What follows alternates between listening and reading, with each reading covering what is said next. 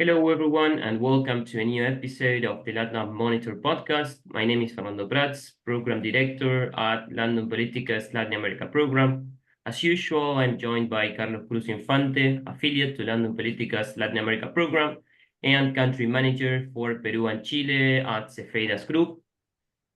We have a very special guest today. Nicolás Figari is with us to discuss one of the most important topics in Latin America's southern cone, particularly in Chile. Nicolás works as a commissioner in the Commission of Peace and Understanding in Chile, which was created in 2023 by the Boric administration. He holds a law degree from University of los Andes in Chile and a Master's of Law in International Law from the University of Nottingham. He's a specialist in policy and in indigenous peoples issues and has advised various Chilean administrations from across the political spectrum over the years. So he's the ideal person to be here discussing with us on the Mapuche question, which will be the topic we'll be addressing today. So without any further introduction, let me pass it to Nicolás.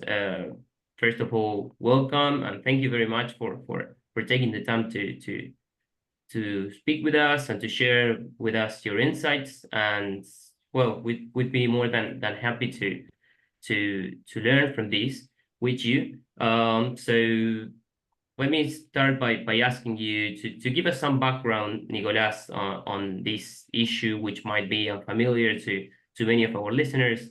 If you could give us a brief story of the Mapuche people, the Mapuche question in Chile, what are their main claims, and how this situation has developed over the years and decades and essentially centuries. Well, good morning, Fernando. Good morning, Carlos, and everyone listening this postcard. It's a pleasure for me to be here and talking about something in which I've been working for the last 15 years, and as you said, in different administrations. So it's a subject that it's very relevant for Chile, and as you said, not only for Chile but for many other countries in the south. Well, the situation of the Mapuche people and the state of Chile has a long history because we need to keep in mind that at the beginning of the republic, Chile has the limits until Biobío, which is much north than the territory that the country has now. At the end of the 19th century, the country decided to start advancing to the south and start building new cities and bringing a population to those areas, which was something that was resisted by the Mapuche people that were the owners of this land. So since the end of the 19th century, I would say until the middle of the 1920s, Chile and the Mapuche people in the south were in conflict, which only were solved by war between those groups, the state on one side and the Mapuche people for the other. And the situation ends in a recognition by the state of some territory of from each family. So the Chile won the war against Mapuche people, and to close the conflict, they recognize some titles to the land in some areas of the South to different families. But since then, and I would say until now, the problem has been the fulfillment of that promises, because the state promised to those families that they will compensate with land according to those titles that they recognize at the beginning of the 20th century. And the different governments have been, I would say, reluctant to fulfill that promise, and what they have done is to create some programs in different administrations to try to solve this issue.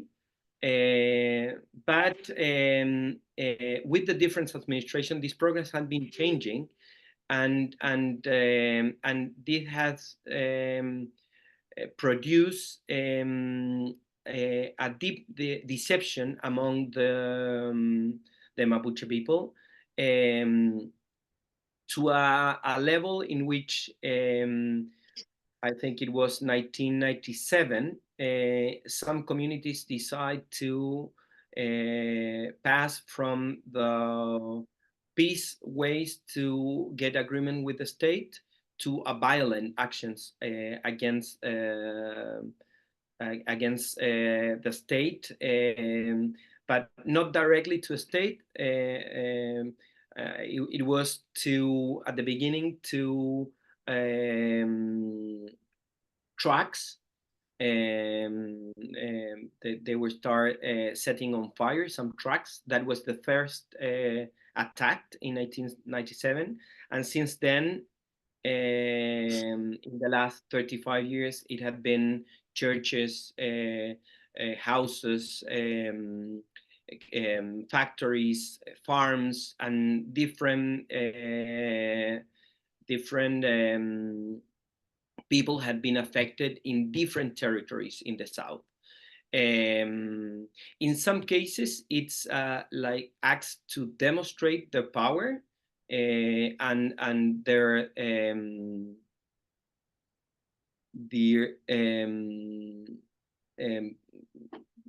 what they are trying to show is that they feel that it's their own territory, and they do not recognize the state in those territories. But in our cases, the attack had been to a certain company or a certain family, or a specific farmer, because there had been some issues between the community, the indigenous community next to that company, farmer, or forestry, or whoever is attacked. So this is like a very general view of the historical past of the conflict. But if we have to say something, we can clearly say that this had been a conflict of misunderstanding between the indigenous communities in the South and the states. A problem that needs to be solved, and that had not been done by the different governments since the returning of the democracy in 1990. Mm-hmm. I guess this has affected severely the business activities in the region. So what is the scenario for you in this sense? If you are an investor eyeing to Araucanía region, which is the main zone of the conflict, right? What is the scenario today? It's a very important question, Carlos, and I will be very. My answer will be very simple, and I know that everyone will understand. Normally in Chile, if you take any region, you will find that except the extreme regions in the extreme north and the extreme south, normally a region has 80% of private investment and 20% of public investment. Well, in Araucanía, 80% is public investment and only 20% and decreasing is private investment. So if you ask me, Wow. if they have, There is an impact.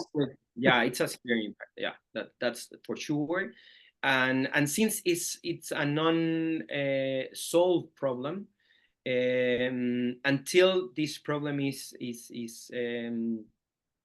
resolved by the state and the Mapuche community, the scenario will not change. Because it's a risky investment. If you ask me, if you have a client looking for an investment in Araucanía, I would say, okay, go to Araucanía. It's people from Araucanía like to say that it's the richest region in the south, because the weather is absolutely fine. Now with climate change, it's even better than many other regions in the center of the country. There's so much to do. And the water supply is granted by the weather. They have ocean, they have mountains, they have farmland, they have forestry land, they have everything. There's a vast amount of areas for fishing. They have everything. They have resources.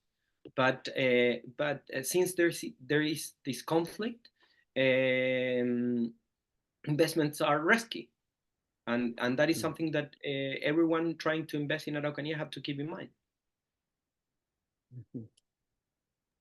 Okay, thank you.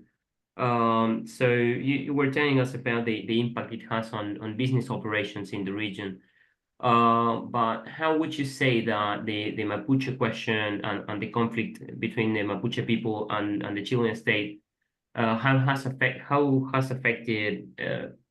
affected politics and the Chilean political dynamics, especially in recent years, probably after the estallido social? How important is the Mapuche question within the Chilean political landscape? Very interesting question, Fernando. And I would have to say that it has changed throughout the years, because with the huge social conflicts that we had in 2018, the 2019, sorry. At the beginning, one of the main claims of society, or at least that was presented in most of the demonstration, was the Mapuche cause. And that was reflected in the first constitutional commission that was proposing a new constitution for Chile between 2020 and 2022. But the problem was that I think the first process brought their views on this subject to a certain level in which the average citizens decide to reject that project. That was one of the, if you look the polls, that you would realize that one of the subjects that brought people to reject the first project was some of the context included on favor of the indigenous people in the country, which was, from my point of view, loss of a chance to bring to a different level this subject that needs to be a state subject, not a government subject. And then in the second process, and the cost in general was went down on the demands of the citizens in the second process. Actually, in the second process, this was not a relevant subject for the second constitutional project that was also rejected for different reasons. And now the thing is, the conflict is still going on, and what President Boric is trying to do is to address it and to search for solutions, but in a different way as the one that was trying to get in the two constitutional process, because President Boric create a commission with all the political spectrum. In the Peace and Understanding Commission, you will find people from the different political parties, and actually it was created by an agreement signed by all the political parties with representation in the National Congress. So that grants like a base in which this commission had the opportunity to propose to the president solutions that might become a national policy that we hope it will be developed in the next 10 or more years. What would it take for the commission or for the Congress or whoever to get this new policy carried out? What do you need to make it happen? I would say political will. It sounds very simple, but that's the reality. That's the main bottleneck in exactly. these reforms. And the problem with this is that countries like Chile and many others in Latin America have so many needs that there's always other areas that are in the bottom line, in the top of the line, based on emergency, and that makes that important subjects are put behind and wait until it might be not too late, because you can always change policies and try to solve problems, but in this case, I think the sooner the better.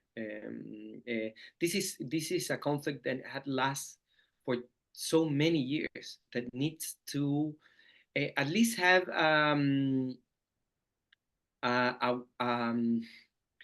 like a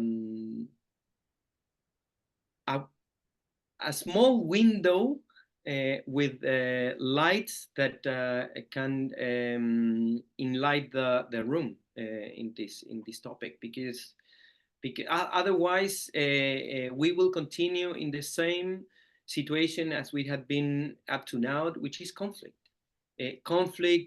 Loss of lives and things, which is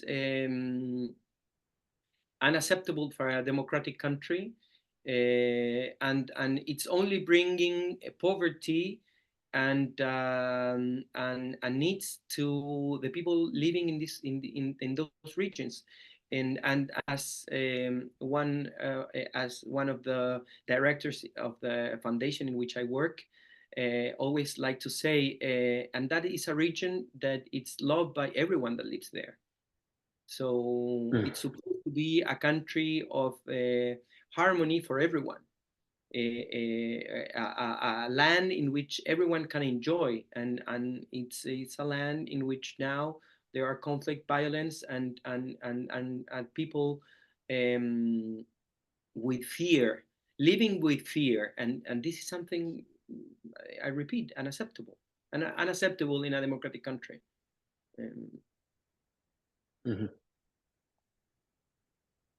Okay, very interesting.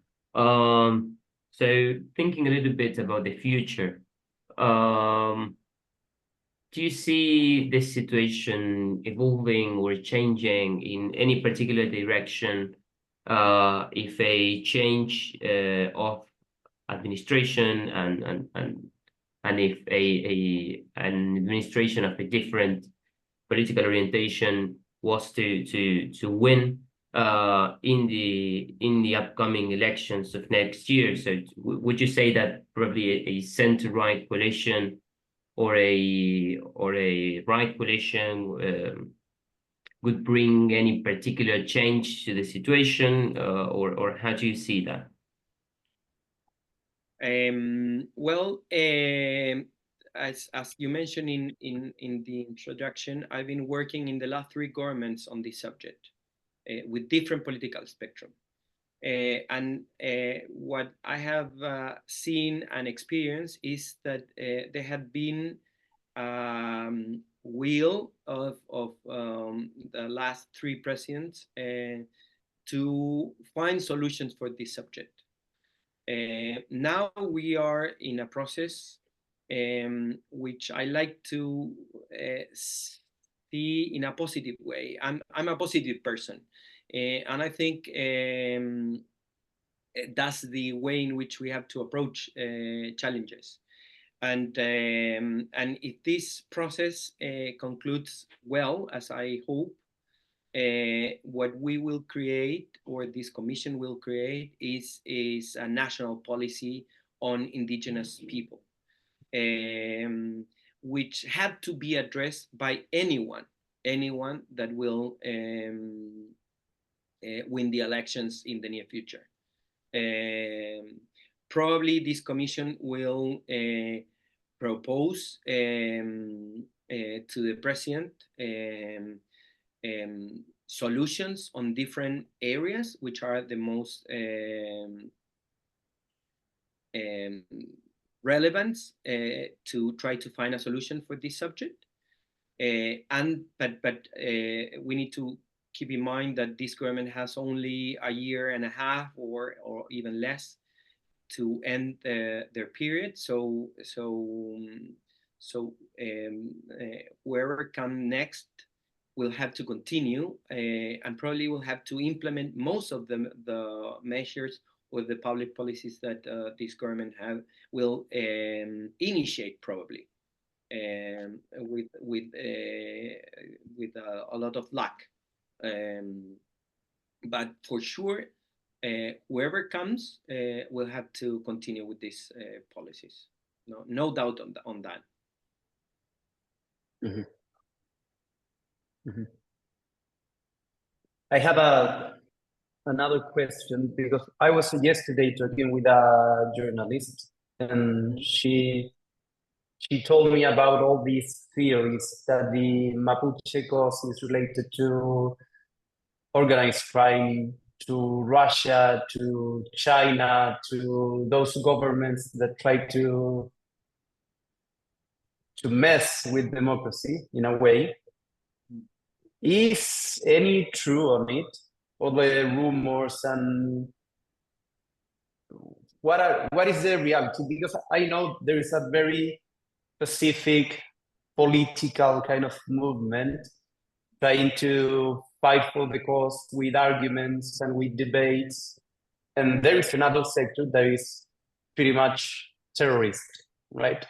they try to produce fear on those living nearby and all the business people there and all the authorities, etc.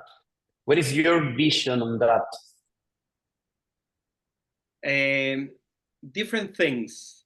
First, we need to be very clear that most, and when I say most, I would say more than 80 or 90% of the Mapuche population living in the south are Pacific, working, and wants what everyone else would like for the future. They want education for the kids, a good health, have a decent place to live, and they want infrastructure to develop and to contribute to the society. That is the fact, the reality. As you said, there's a group which, as I mentioned before, they decide to not recognize the state, and they took a violent approach to show their power. There are many things that have been said on those groups. I can't deny that there might be foreigners involved or supporting this cause. There's no proof against that, but it's not the main element involved in this conflict. Reality is that these are territorial groups that are claiming the whole territory as their land. They base on the property that they had before the Chilean state established in the region, and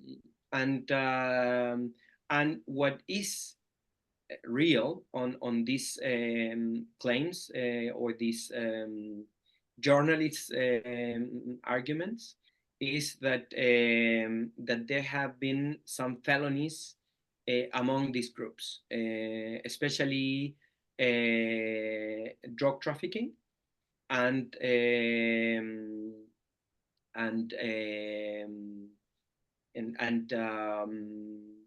illegal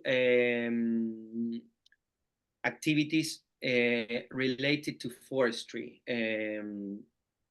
There are groups that take forestry land and they cut the trees and sell the wood.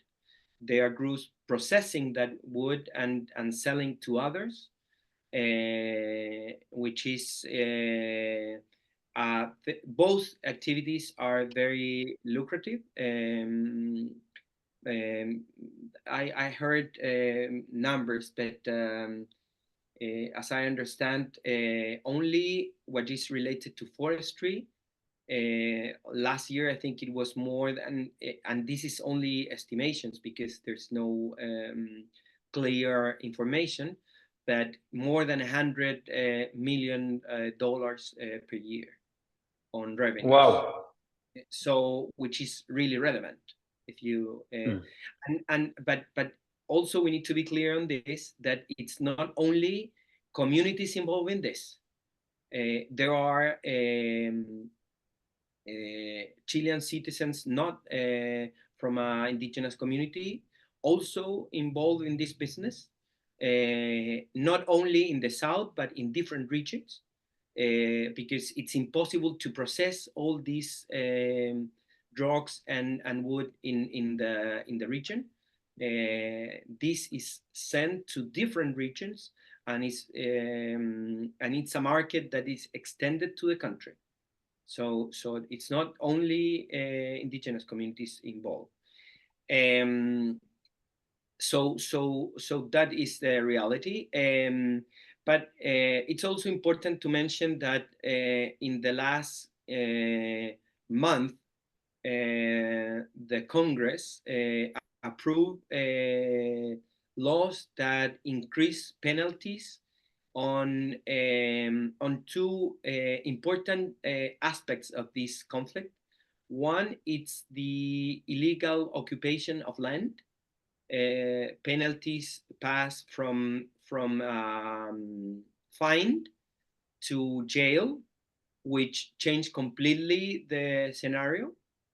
Plus, a law on illegal forestry, which is also changed completely the scenario.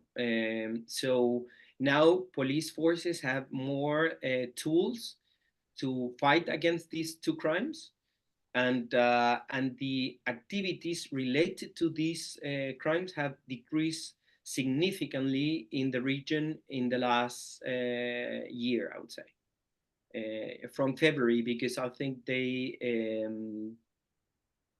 are fully operating since February or March or something. So that is changing.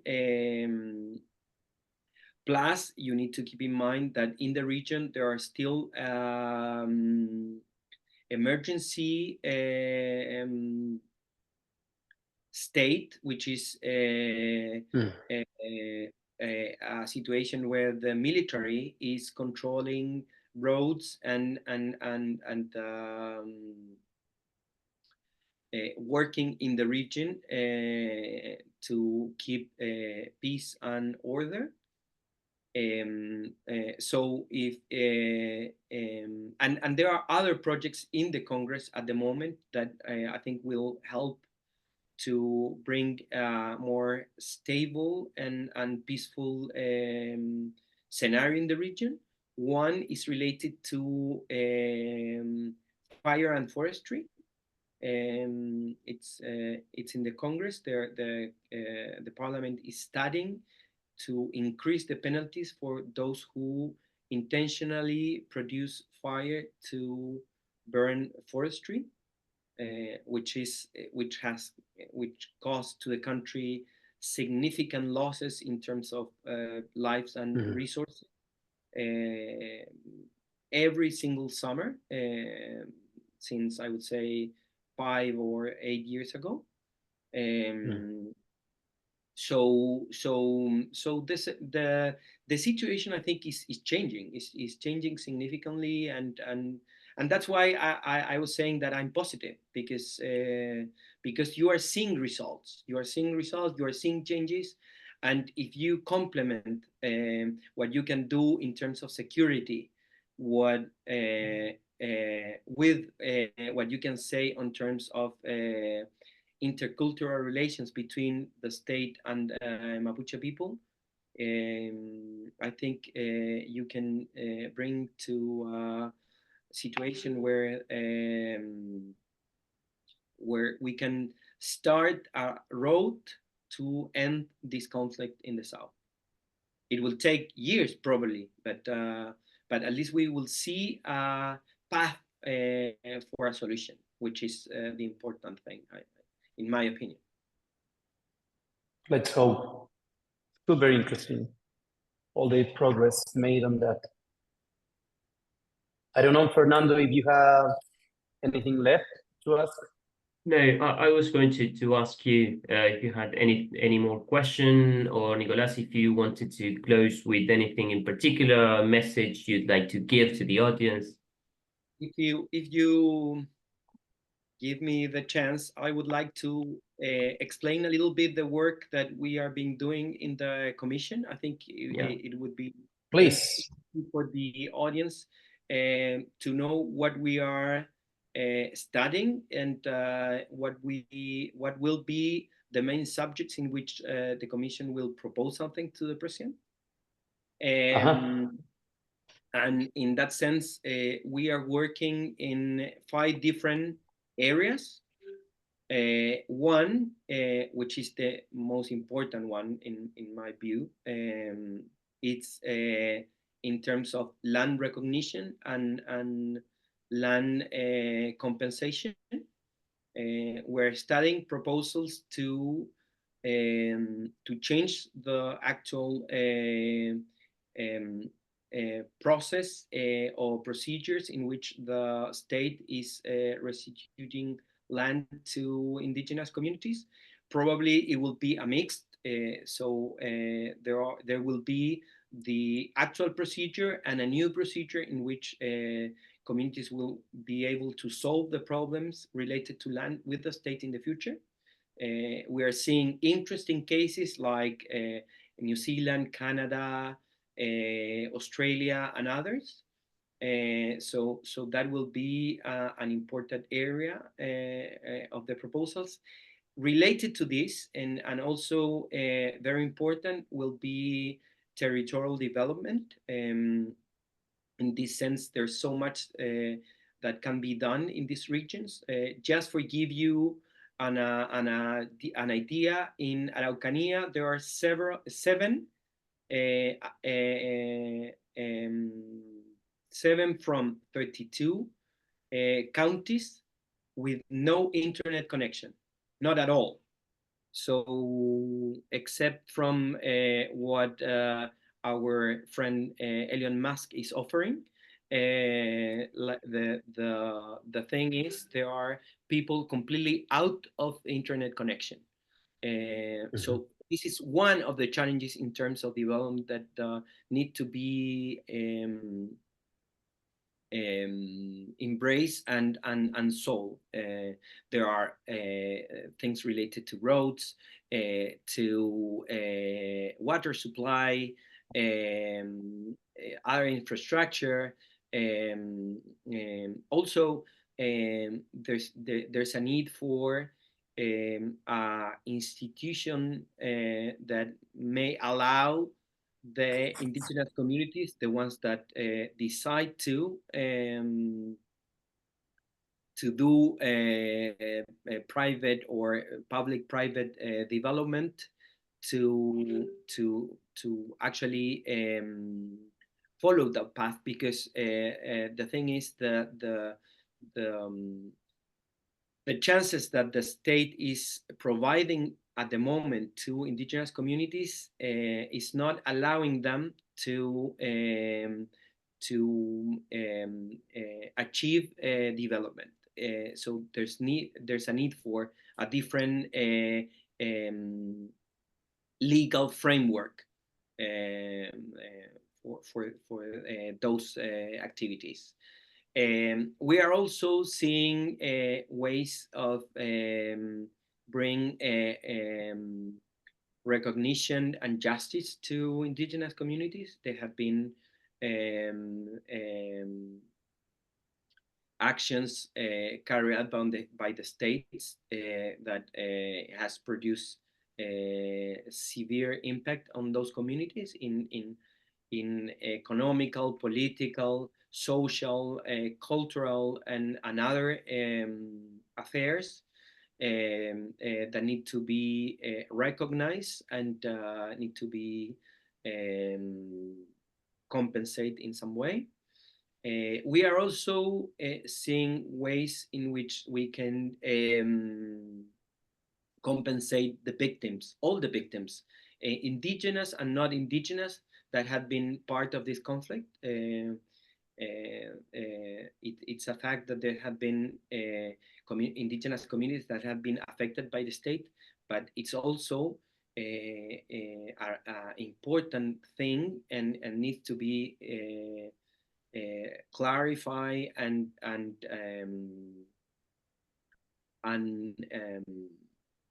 explained very clearly that there are many not indigenous people that have been suffered enormously throughout these years, losing their properties, being living, as I mentioned, living in fear. I will mention something, if you allow me a few more minutes, that it's very it's a very clear picture of what is going on. A few years ago, I visited a farmer with his family in in a rural area in Araucanía. And the mother of the wife of the farmer, she told me that she was crying all the time during the interview, and she mentioned that her daughter, when she first started going to school, asked the classmates what was the name of the police officers living in their houses. So none of the classmates has one. So that day, this little girl came home and said to her mom, "Mom, why all my art classmates don't have a police officer in their house, and we have one?" So for that little girl, it was normal to have a police officer standing in the front door, which you might imagine is completely unusual, unreasonable, and unfair. Yeah. But for most of the classmates, it was surreal. So, and that is the kind of fear or the kind of situation that many not indigenous people have been suffering throughout these years. So this is something that needs to be addressed as well. And finally, which is, I would say, embracing everything, is institution. You need to, the Chilean state, if the Chilean state wants to follow a national policy on indigenous affairs, need to have a different institution, a different public institution from a different level. The indigenous affairs now in the country is depending on a division which part of subdivision from a ministry, which is unreasonable. If this is one of the main conflicts of the country, it needs to have a different rank. No, it can be solved by divisions. This needs a different rank. It needs to be solved and studied in the center of the country, in the capital, where all the decisions are taken. So from the state side, we need a different institution, and from the indigenous side, we also need more strong institutions. The state needs someone to agree with. For people that are hearing us, Mapuche people is it's structured in an horizontal way. So every family is the same. They have the same power, the same. They don't have the same vote. Yeah, exactly, same votes. So there are more than 3,800 communities, plus more than 3,000 indigenous corporations in the country. So who is the one that the state can agree with? There's no such a counterpart, and you need it. If you need to agree on some important issues, you need someone in front of you, and that is something that the state needs to create, because the indigenous, they have their own organizations. You need someone that the states can discuss all the different subjects and the implementation of any other public policy that they decide to carry on in the future. And this is something in which you have international experience, which is very valuable. Just to keep in mind the example of Colombia, for example, Colombia has ONIC. ONIC is the indigenous organization that bring together more than 100 indigenous communities. In Colombia, there are apparently recognized 150 apparently, but there are in total like 500. So there are several which are not even recognized. But at least you have 100 which are part of the same institution, that had been part of that institution for the last 50 years, which had been the ones agreeing with the government for all this period. So you need this in Chile as well. And this is something that needs to be created. Well, these are the areas in which the Commission is working. As I mentioned before, I'm very positive. I think we will bring solutions, proposals to the President. We hope that this process will contribute to the country. And looking it in a very long perspective, if you advance one step, it's one more step that you are closer to your goal, which is solve this intercultural problem between the Chilean state and the indigenous communities in the south of the country. Super interesting. Thank you very much.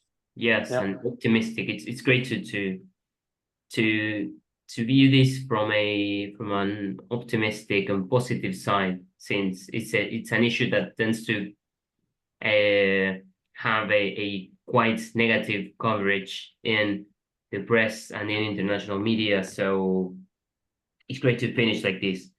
So, well, thank you very much, Nicolás, for your very enriching insights. It's been a terribly enriching conversation for us, for the audience, hopefully. Thank you, Carlos, of course, for being here with us too. And thank you to everyone in the audience who have taken the time to listen or to watch this. So we'll be seeing you next time. I'll let you guys say goodbye to the audience, and then, well, we'll see you in the next edition of the LatAm Monitor podcast. Thank you, Fernando and Carlos, and more than happy that in the near future, as soon as we present our proposal to the President, if you want, we can discuss on more details about that proposal. Thank you to everyone. Absolutely. Thank you. Bye. Bye-bye.